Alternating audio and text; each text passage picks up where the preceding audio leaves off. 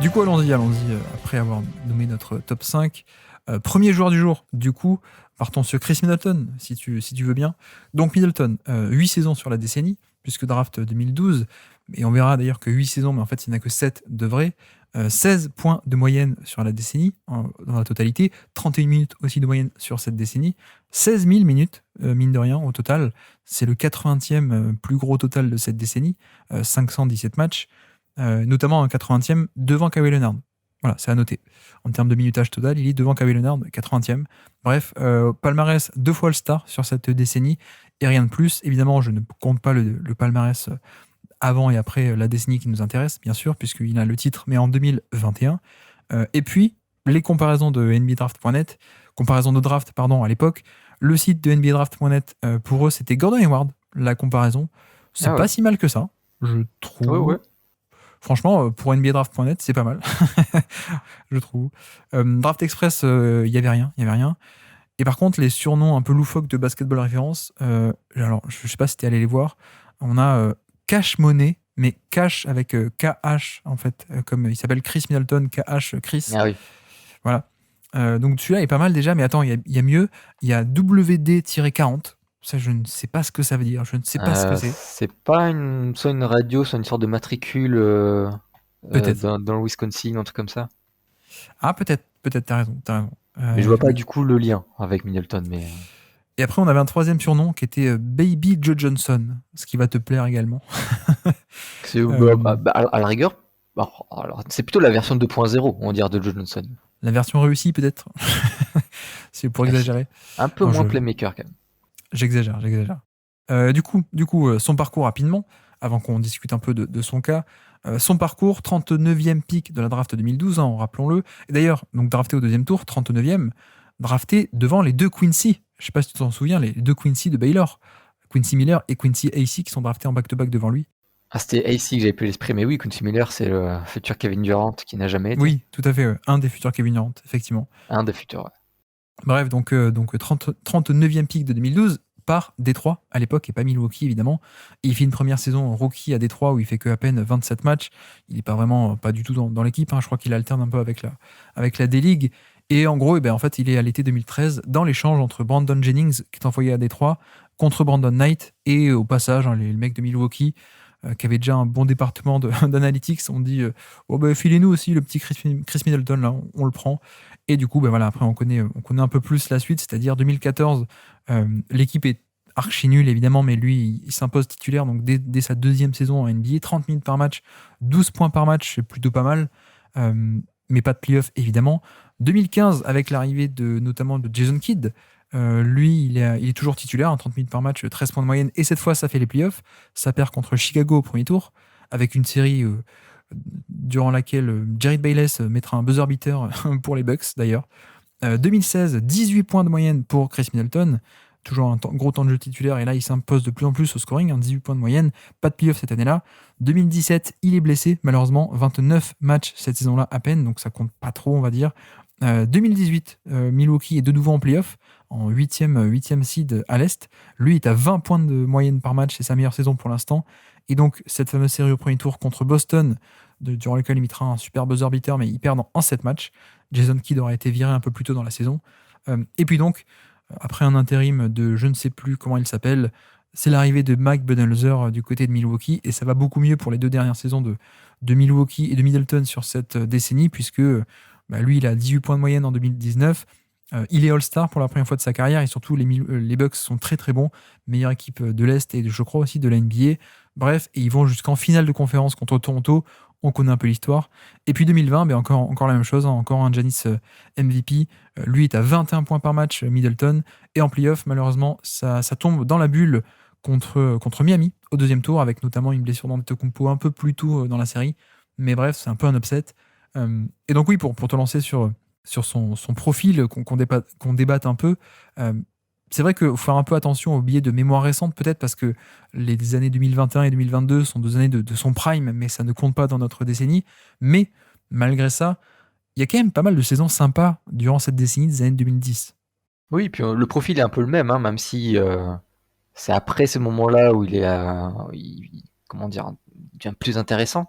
Mais en vrai, le profil est un peu le même, c'est-à-dire C'est un shooter déjà, notamment qui a beaucoup joué à mi-distance et qui est plutôt performant à mi-distance.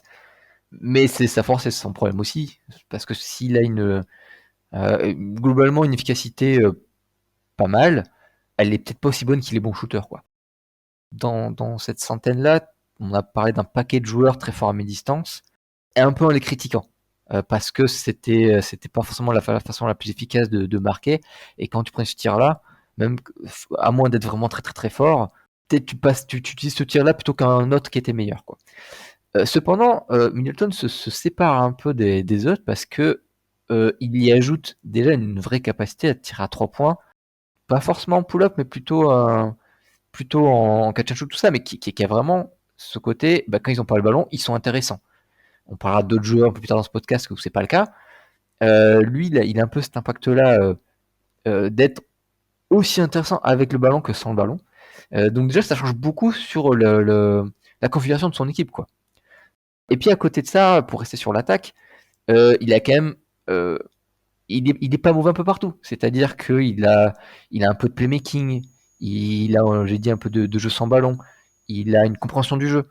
Donc il y a vraiment un joueur qui comble offensivement, un vrai créateur, peut-être pas un créateur de premier rang, d'option numéro 1 d'une équipe, mais une option numéro 2 très très bonne, plus sa carrière allait, meilleure elle était, mais déjà qui avait un vrai poids offensif intéressant, une vraie très, très bonne deuxième option, et qui aussi est un défenseur intéressant, même très très intéressant.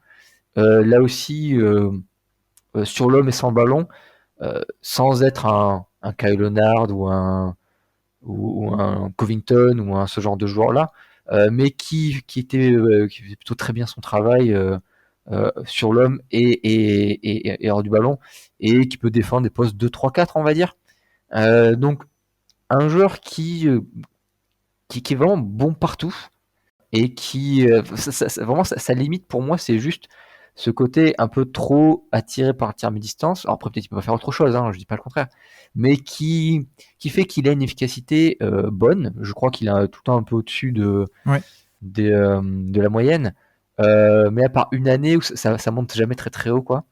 Donc voilà un peu un excellent joueur des deux côtés du terrain, à qui n'est peut-être pas élite. Oui, et s'il est élite, c'est peut-être dans le tir à mi-distance qui n'est pas l'endroit le plus intéressant pour être élite, quoi. Ouais. Mais après, il y a aussi un côté où il n'a pas non plus été ça sur l'entièreté de la décennie. Mm. Il y a même, enfin, je pense qu'il va peut-être falloir compter les saisons où ça a été très bon. Mais bref, ce que j'ai noté aussi, c'est que finalement, on avait un peu une métamorphose, ou en tout cas une évolution de son profil au fur et à mesure de cette décennie, dans le sens où il commence un peu, alors au début où il émerge à Milwaukee les premières années, un peu Elie à tout faire au début, qui est notamment plutôt performant en défense et qui a un peu de scoring, mais que c'est pas la folie non plus. Et en fin de décennie, en 2020, on est sur clairement quelqu'un qui est plutôt un ailier, comme tu l'as dit, un peu ailier créateur, mi-distance, pour lui-même et en plus gros volume, quoi. Donc on a eu un peu cette évolution, mine de rien. Et pour dire aussi, du coup, un peu au niveau pour te rejoindre sur le scoring, en termes d'usage, de volume de responsabilité, on est entre 20 et 26% sur toutes ces années de la décennie. Donc c'est au niveau, on va dire, d'une deuxième option d'équipe, peut-être, deuxième, troisième option d'équipe, jamais la panacée, quoi.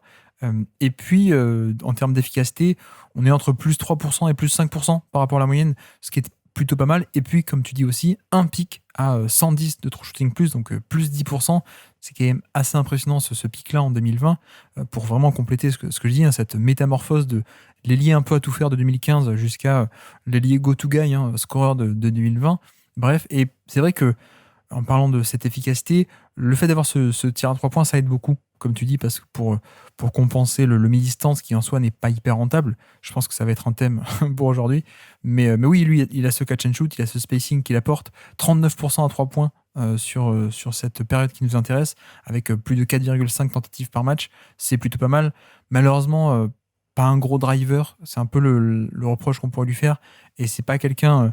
il a du passing très intelligent, du passing un peu de création même parfois, mais c'est plutôt voilà, de faire la bonne action ou un peu créatif, mais rien de fou. Et ce qui fait qu'on a un attaquant assez finalement très sympathique, mais encore une fois, si on compte, Sur combien d'années, je sais pas trop, quoi, parce que je pense que c'est quoi, j'ai dit tout à l'heure, c'est 2017 où il est un peu blessé, si je dis pas de bêtises. Bon, finalement, on a 18, 19 et 20 où c'est 3 top saisons du Chris Middleton qu'on connaît. Avant, c'est des saisons sympas, mais un peu moins bonnes. Donc, pour la pondération et la valeur cumulée finale, ça va compter. Et puis, donc, oui, à moins que tu aies autre chose à rajouter, hein, sur l'attaque, hein, tu me dis. Mais c'est vrai que sur la défense, il a, il a jamais été élite non plus, même si parfois au début, il a eu un peu cette réputation-là. Mais c'est vrai qu'au début, il était un peu meilleur, on va dire, et plus les responsabilités offensives sont arrivées, euh, plus il a été un peu, non pas moins bon, mais voilà, beaucoup moins performant, moins impliqué, et de manière un peu logique, on peut le comprendre. Mais finalement, c'est quelqu'un qui, pareil qu'en attaque, hein, tu disais très bon partout, mais excellent nulle part. En défense, c'est un peu la même chose aussi. Ça va pas être quelqu'un de génial, mais qui peut tenir de manière totalement satisfaisante pour qu'au final, on ait une valeur positive, en fait. Oui, il a pas. Alors, il a une bonne taille, une bonne longueur. Après, il n'a pas les qualités athlétiques d'explosivité, de vitesse ou de puissance pour aller un peu au-delà. Donc, je pense qu'il a un peu maximisé son profil physique. Donc, c'est très bien. Mais du coup, oui, il y a des limites que tu retrouves pas chez des Kawhi Leonard ou chez d'autres joueurs. Donc, et oui, il est plus que solide, il est très bon, mais c'est pas lui qui va sauver à longueur de match, qui va être vraiment le poison pour l'équipe adverse à tout moment, quoi. Et à quel point dans son prime ou dans ses meilleures années, tu l'imaginais à quel point haut dans la hiérarchie NBA, est-ce que pour toi ça allait titiller, je sais pas moi, un top 15, top 20 NBA, ou est-ce qu'on était quand même peut-être un chapeau en dessous de ça? Pour moi, on est un peu en dessous. Euh, Vraiment, c'est le genre, s'il gagnait quelques points supplémentaires d'efficacité, il manquerait que ça, quoi, pour un peu le faire passer dans le capot dessus du franchise player satisfaisant du Paul George. En fait, peut-être, et encore même Paul George, je suis peut-être un peu plus réservé que la plupart des gens sur lui. Mais voilà, il n'est pas grand-chose, mais il n'y est pas. Et là où ce qui lui manque, c'est un peu d'adresse supplémentaire. Si c'est quoi, c'est l'année 2019-2020, je crois, où il est super efficace. Ouais. S'il fait ça si ça c'était le vrai Middleton de tous les jours, je pense que tu peux effectivement considérer qu'il est dans ce groupe-là, mais il a été qu'une année, quoi. Ouais. Oui, c'est un peu le problème. Après, oui, j'ai l'impression que c'est le très bon, bon ou très bon partout, jamais génial à un seul endroit. Et c'est pour rejoindre un peu un podcast qu'on avait fait il y a quelques temps, il a un peu ce côté où c'est plus un terrasseur de défense qu'un vrai casseur de défense. C'est pas quelqu'un qui va être ton moteur offensif.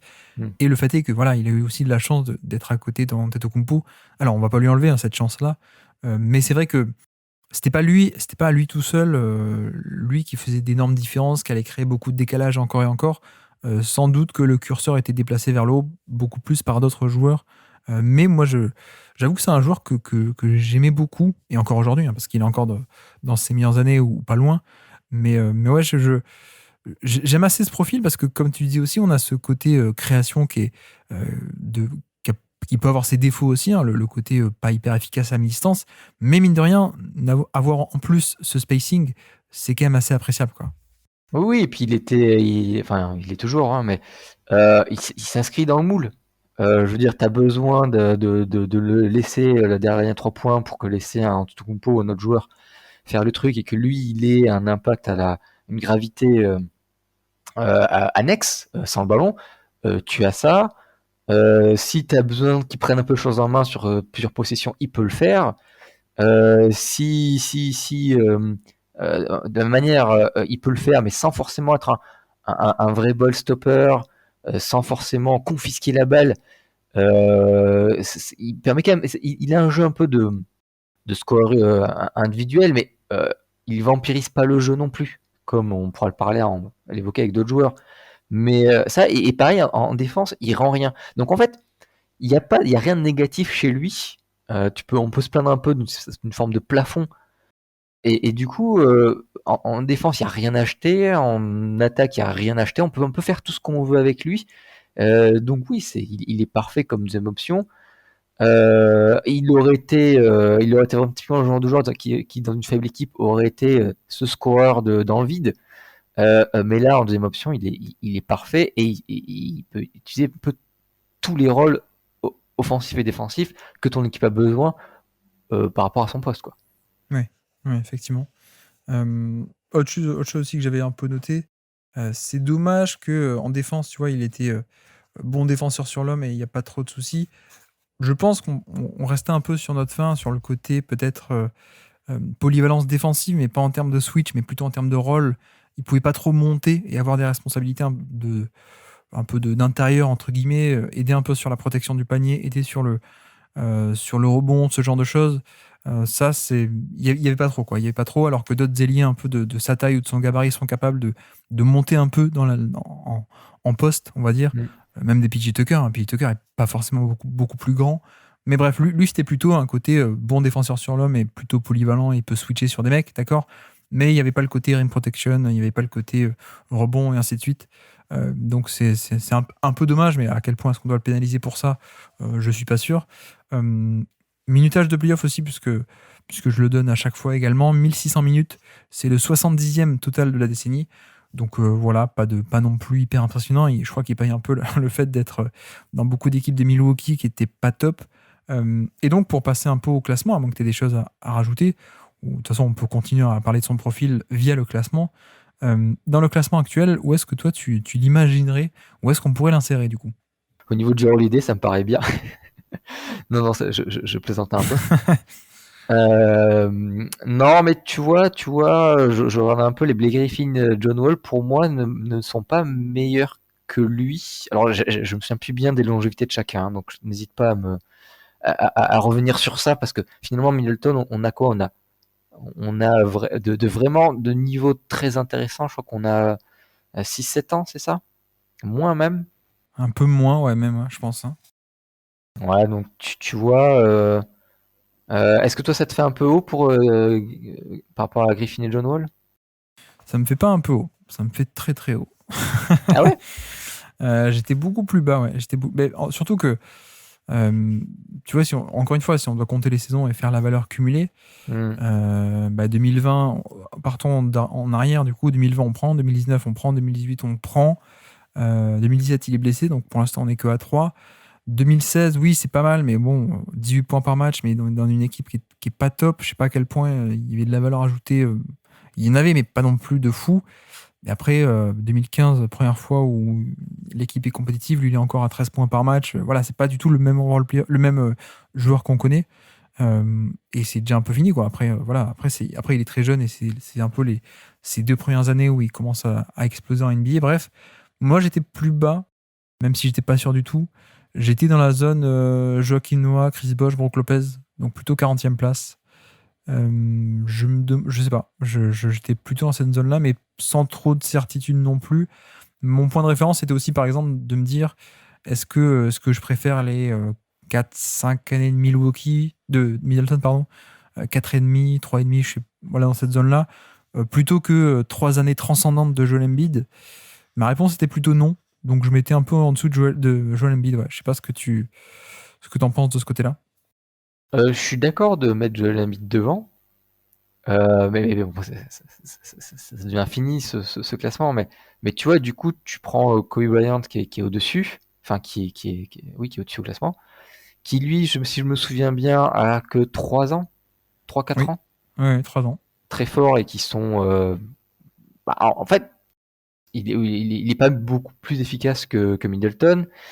Il le fait dans un contexte un peu plus compliqué, avec un peu plus de responsabilité, avec un peu plus de volume. Plus gros volume, ouais, quand même, ouais. Ouais, beaucoup plus de volume, beaucoup plus de responsabilité. C'est plus compliqué, mais qui est aussi plus mauvais défenseur. Peut-être moins intéressant playmaker. Non, à part pour Kobe, ça me va. Je regardais un peu, après c'est les questions, c'est un peu compliqué. Tu vois, Gallinari, bon, Gallinari, c'est il a quoi? Il a presque les 10 ans, c'est ça, hein? Oui, c'est ça, ouais. Ouais. C'est vrai, Gallinari, c'est un peu je trouve qu'ils sont très rapprochables les deux joueurs. En fait, il y a un groupe là, Gallinari 33, Batum 32, Dragic 34, Wes Matthews 31.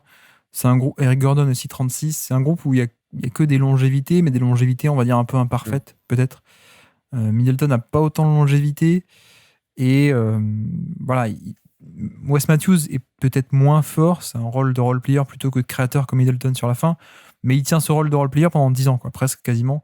Middleton, il devient créateur, mais j'exagère un peu, sur la fin, peut-être sur les 3-4 dernières années, un gros créateur. Donc il y a ce côté-là où il n'y a pas la même longévité, quoi, en termes de profil et de niveau affiché. Non, moi je me faisais un peu la réflexion aussi par rapport à des Joakim Noah ou Chris Bosh, voire Brook Lopez qui est aussi par là, un 42, Joakim Noah avec 40. Dans le sens où je me disais, tu vois, par exemple, le pic de Joakim Noah en 2014, Chris Middleton, est-ce qu'il a une saison qui est meilleure que ça ou pas? Je suis pas sûr. Et Joakim Noah a lui aussi, pareil, 4-5 saisons, vraie bonne saison à compter, quoi. Je sais pas, je suis un peu dans cette zone-là, quoi, du coup. Non, mais en fait, je suis d'accord avec toi, mais du coup, c'est sur la place de Kobe Bryant que je trouve trop haut, et celle aussi de. Il est où? Bon, on a déjà dit Carmelo Anthony, Joe Johnson et Marcus Cousins. Bah, du coup, pour moi, ils sont peut-être un peu hauts par rapport à ça. Et Kevin Love. Kevin Love qui est 23e. Alors, là aussi, c'était moi qui l'avais fait, mais Kevin Love, de mémoire, il y a 10 ans de jeu réel, mais il y a, je me souviens plus bien, mais c'est quoi, c'est 2, 3, 4 ans de franchise player, mais là aussi, d'une façon quand même pas si intéressante que ça. Et après, role player mauvais en défense. Après, j'ai l'impression que tu donnes moins d'importance au fait d'être la première option de ton équipe et d'avoir un énorme volume. Ce qu'a été Kobe, ce qu'a été Kevin Love pendant 3 ans à Minnesota dans notre décennie, parce qu'il y en a une quatrième où il était blessé. J'ai l'impression que tu valorises plus l'efficacité que le volume, parce que Middleton n'a jamais eu le genre de volume qu'a eu Kobe, qu'a eu Kevin Love à un moment donné, ou ce genre de choses, quoi. Alors que moi, je me dis que ça a quand même une certaine valeur d'avoir un aussi gros volume et d'en faire quelque chose, quoi. C'est pas pareil de faire, je sais pas moi, X efficacité sur 26% d'usage plutôt que sur 30, quoi. Je sais pas si tu vois ce que je veux dire. Si, tout à fait, mais t'as raison. Et c'est vrai que le volume m'intéresse un peu moins, parce que je pense aussi au coût d'opportunité. Oui, C'est un oui, peu oui. ce qu'on disait tout à l'heure. Ok, c'est vrai que c'est dur faire ce que fait un Kobe, ce que fait un Kevin Love, de mettre leurs 25-30 points par match, souvent en plus dans des tirs un peu difficiles. Mais c'est un peu ce que je leur reprochais, surtout à Cleveland, c'est de bah ouais, mais ok, tu peux les mettre un pourcentage raisonnable, mais en vrai, il y a peut-être mieux à faire, quoi. C'est pour ça que moi, le volume, c'est pas forcément c'est quelque chose que je valorise, mais si tu veux le faire, enfin, c'est une vision de l'esprit après, hein. Si tu veux le faire, pourquoi pas? Moi, ça me gêne un peu le côté coût d'opportunité qu'induit ce volume-là quand tu n'es pas un joueur suffisamment efficace pour le justifier. Euh, et puis, alors, peut-être je sors un peu du cadre du podcast, mais euh, euh, Chris Middleton, dans le Minnesota de Kevin Love, et je pense qu'on lui aurait dit, bah vas-y, mets enfin, prends tes 15-20 tirs par match. Là, il le fait pas, mais c'est le même joueur en fait qui l'aurait fait dans une équipe plus faible. Peut-être. Après, ça vaut Peut-être. plus pour sa fin de sa décennie que pour le milieu, faut reconnaître. Oui, c'est ça, ouais. C'est ça aussi. C'est vrai, c'est vrai. Il y a il y a quand même 2-3 années dans le lot sur les 7 où il est plutôt en mode role-player sympa à tout faire. Écoute, il faut trancher au bout d'un moment. Je pense qu'on Ouais, va le mais faire parce que tu le mettais, moi ça me va. Du coup, c'est les autres joueurs qui me vont pas. Donc ça va. bah, je pense qu'on va le mettre par là, ouais, autour de la 40e, 41e place. Je le mettrais même derrière Brook Lopez ou peut-être au-dessus, je sais pas. Mais tu vois, bon, voilà.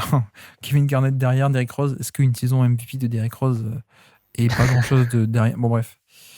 Ouais, allez, on va le mettre là, on va le mettre par là. On le met au-dessus. Entre Chris Bosh 41 et Brook Lopez 42, du coup. Mettons-le là pour l'instant si ça te va. Ça me sied. Mais effectivement, plus j'y pense, plus j'ai envie de tout changer. Très simplement. Alors, petit quiz pour finir. Et je suis allé chercher des quiz très durs parce que plus c'est dur, plus tu es marrant sur les quiz. Donc, Je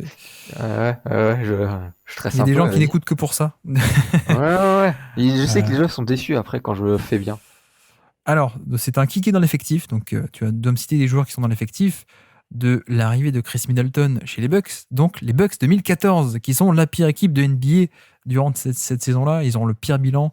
Ils sélectionneront Jabari Parker, d'ailleurs, alors que Joel Embiid était disponible en numéro 2. Mais bref, est-ce que tu es capable de me citer des joueurs de ce Milwaukee atroce qui finit avec le pire bilan de NBA pour la première saison de Middleton aux Bucks? Alors, réponse rapide, non.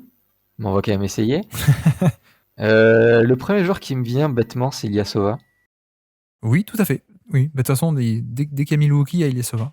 Oui, c'est vrai. Bogut Non, Bogut est à Golden State, ouais. Bah alors, Monta Ellis Monta Ellis, c'est parti à Dallas. On est juste après. Euh, Donc il n'y a pas Monta Ellis, il y en a un autre derrière qui a fait le chemin inverse. Attends, tu le comptes déjà, Brandon Knight? Non, l'autre. C'est O.J. Mayo. O.J. Mayo, effectivement, est dans cet effectif. Jared Bayless? Non, c'est après qui vient. Jared Bayless, ça arrive plus tard, ouais. Alors, il y a Luc Mbah-a-Moute, il est partout. Eh bien, bizarrement, il n'est pas là. Je ne sais pas où il était en 2014, mais effectivement, il n'était pas là. Pense les Bucks de l'époque, c'est longueur de bras. Voilà. Ouais, c'était. Alors, Carter Williams, il est passé, mais il était là. Non, là, il est encore à Philadelphie. Antetokounmpo, je sais plus quand est-ce qu'il est drafté. Effectivement, Antetokounmpo, drafté 2013, donc c'est sa saison rookie. Il n'y a pas. Les blancs, tu les couperas, hein, t'es gentil. Bah, je le fais à chaque fois. Ouais. Ah, si, d'ailleurs, si, Brandon Knight est là, hein, tu l'as cité tout à l'heure. Brandon Knight est là, évidemment, puisqu'il vient d'être échangé contre Jennings. Ah oui, bah, je l'avais cité par rapport à ça, je crois. Oui, c'est pour ça, ouais. Et je sais plus s'il y a d'autres joueurs dans l'échange, mais c'est pas très très important. J'ai envie de dire Tony Snell, mais je crois qu'il y est pas du tout. Non, il est encore à Chicago. Il n'y a pas un Mike Dunleavy Jr. Alors là, t'as pas de chance, non, il y est pas non plus, il est parti. Je crois qu'il est aux Bulls. J'ai le avant-après, c'est rigolo ça. T'as pile la saison avant ou pile la saison après. En même temps, c'est normal, puisque c'est la saison où ça valait pas le coup de regarder.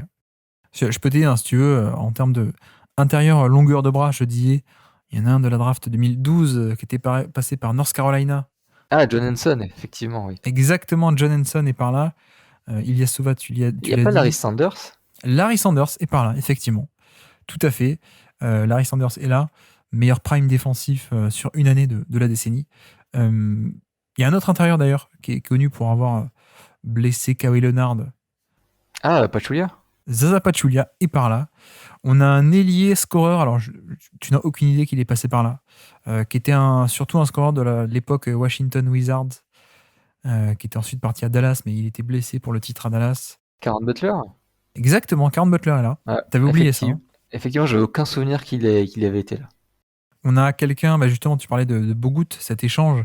On a quelqu'un qui avait fait le chemin inverse, donc qui était un très haut choix de draft des Warriors intérieur, de Baylor aussi d'ailleurs, si je dis pas de bêtises, qui est au Bucks, qui a échangé dans l'échange de Monta Ellis en Andrew Bogut.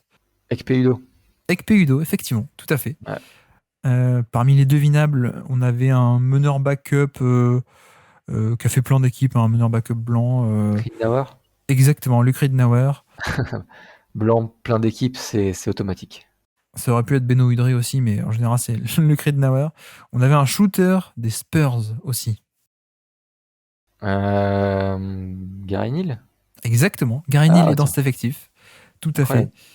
Et puis, je crois que je vais t'épargner les autres. Hein. Je vais t'épargner Nate Walters. Est-ce que tu te souviens de Nate Walters? Je me souviens de lui.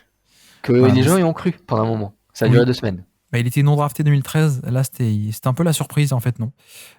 Puis, il y avait du Miroslav Raduljica. Ouais, voilà. Je connais pas du tout, moi. Du Jeff Adrien, pardon. Et surtout, du DJ Stephens. Est-ce que tu te souviens de DJ Stephens? Très vaguement, je crois qu'il dunkait très, très bien.